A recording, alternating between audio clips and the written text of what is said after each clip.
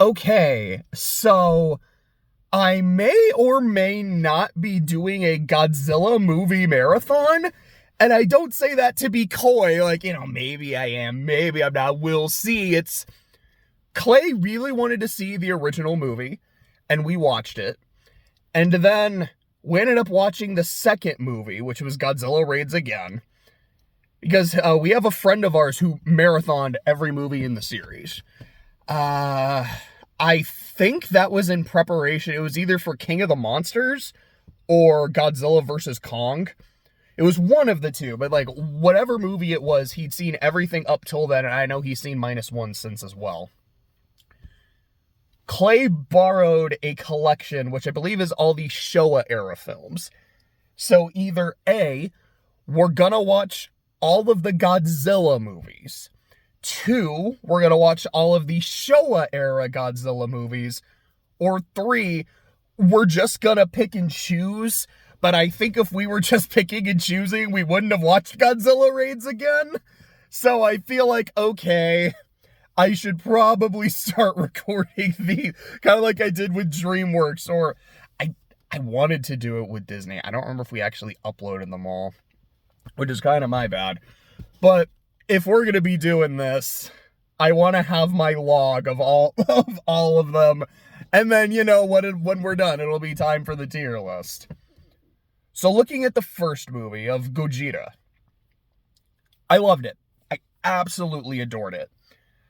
I think the thing that sticks out in my mind the most was how much I loved the score. I thought the score to this movie was fantastic. It's very haunting, and it fits the atmosphere very well. While Godzilla movies in general, you just kind of think of them as being really goofy. Like, it's a dude in a rubber suit playing a giant lizard, dinosaur, not quite a dragon thing, who generally will fight some other big-ass fucking monster also in a rubber suit. And there's something inherently goofy about the whole thing. The first movie is a horror film. And if I'm being honest, I think it's a really good horror film. Like I said, the music is great. I think a lot of the shots of the city and the backgrounds and locations are really good. There's a strong sense of atmosphere throughout the entire movie. It is a little bit before you see Godzilla, but I feel like the build-up to it is really good. Like, one of my favorite scenes in the movie is there's a typhoon, and Godzilla is rampaging during the typhoon, but you don't see him doing anything. It's kind of just, on the one hand, there's kind of the allegory of that Godzilla is a force of nature, but also it's, like, as someone who has lived through a number of typhoons, 'cause I lived in Okinawa for quite a while, and some of them were bad, like, I've seen the kind of destruction that can do. I mean, like, yeah, that was just kind of masking what Godzilla was doing during that time. Like, oh yeah, that's pretty fucked. That's pretty intense. The scene of him rampaging through Tokyo, which is, it's not just a scene, it's kind of several scenes, like when the trains hit him and he's like picking up a train and he picks up a bus and he throws it back down, or when he's like tearing through the wires and you first see the atomic breath, which at first I was like, is that an ice breath? Is he just blowing smoke? No, that's the atomic breath. That is melting shit. Or, like, there's a camera crew recording him, so he goes over to them and like kills them point blank. There's a hospital that's burning. Like, there's all these really striking visuals. It's genuinely beautiful. Like, just the way it looks and like the way it sounds. It's awful. It is destruction, but sorry, to saw the way my hair fell. It looks like I have a fucking eye patch. I hope that's not foreshadowing. But, like, it is genuinely beautiful destruction, and I loved watching it. When it comes to the human storyline in this movie, I genuinely find it interesting. There is this love triangle between, I want to say her name was Himiko. If that's wrong, I feel really bad. But there's Himiko, Ogata, and Serizawa. And if I remember correctly, Himiko and Serizawa are engaged, but she is having an affair with Ogata, who's the person she actually wants to marry. And Serizawa is a researcher who has developed this weapon, which it's a while before you actually see what the weapon does or what it's called. I went in knowing what it is. It is the oxygen destroyer. It does exactly that. It destroys oxygen. It'll, like, destroy all the oxygen in an organic being and, like, fucking obliterate them. And he created it and said, I was researching oxygen and things we could do with it, and I wanted to figure out how I could use my invention to help people, to better the world. And I can't think of any way it could be used aside from being a weapon. And I don't want to make the next nuke. I don't want to have this be used against people the way that the nukes were used against us. I don't want to create an arms race for this. And I just wanted to, like, research and experiment. I don't want this to become a weapon. And it's understandable. And he's like, yeah, they're like, dude, just use it against Godzilla. You're not using it against people. You're using it against a monster. You are saving lives. Yes, but the second this thing goes off and people see what it is, I am going to be hounded because people will want me to make more. Our side is going to want me to make more. Other sides are going to want me to make more and buy them for me, or they're going to start looking into it so they can make it. The second it's used, this, like, it'll enter the zeitgeist and we're just fucked. Like, as a species, this is a problem. I can't use it. And there's a scene where they're having this conversation. It's after Godzilla's rampage through Tokyo. They're hearing a choir. I think it was either all kids or like an all girl choir singing this song, like essentially like a prayer for peace, which actually got me like really emotional. Like, I'm not gonna lie, I was kind of starting to fall asleep around this time. Not because the movie was boring, but genuinely, like, their song was so soothing. It had this lullaby effect on me, and I was like, oh shit, this is really interesting, but, like, it's actually making me sleep. This is how beautiful it is. And it convinces Serizawa that, all right, I have to fucking do this. And he uses the oxygen destroyer, but he intentionally decides to die with it and stay with it. So that way, he also says, like, I want to destroy all my research on it so no one else can make it, and I won't have to make it either. I can do my part to save Japan, and possibly the world at large, from Godzilla without becoming a monster in the process. It's a really good movie.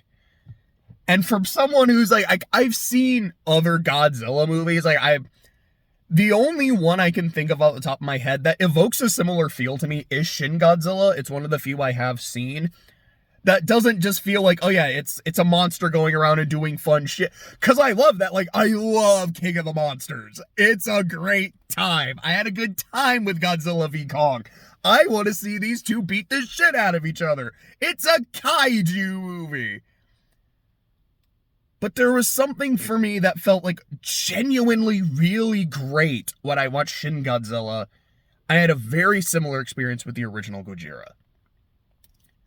I cannot say the same about Godzilla Rides Again. Or Raids Again, not Rides Again. Godzilla Rides Again!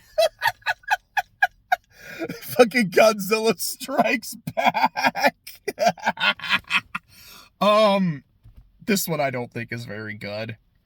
This one, I didn't think the score was nearly as memorable or as haunting. This one actually has another monster for him to fight in, what was it called, like Angrius? It's this big Ankylosaurus, which is okay. I mean, the two of them fighting in Osaka is pretty fun. It's like, this is the first monster fight in the Godzilla franchise. Like, I gotta give it its flowers. When they're fighting and they topple over Osaka Castle, I think that's really cool. There's a scene where an oil refinery explodes. Again, like, there was some beautiful destruction. I appreciated that. The climax of the movie. So, the fight against Angrius, there's like 40 minutes or so afterward, which some of it is just kind of the human characters chilling, and I did not feel invested in them at all. I'm sorry. And they're like, okay, shit, we have to kill Godzilla. What are we gonna do? Well, let's trap him in an avalanche. So the plan is to just send in some planes to just shoot a bunch of ice down and catch Godzilla in it. I think they also were trying to shoot like a bunch of oil airtight canisters that they set up. So that would cause an explosion to bury Godzilla in ice and snow. And you're like, that's it?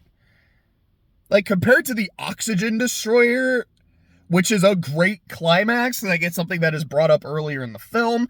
We see how dangerous it is and the like ethical and philosophical questions associated with using it. Just, yeah, we're gonna shoot some ice on the atomic lizard and hopefully he stays in there. It feels really lackluster.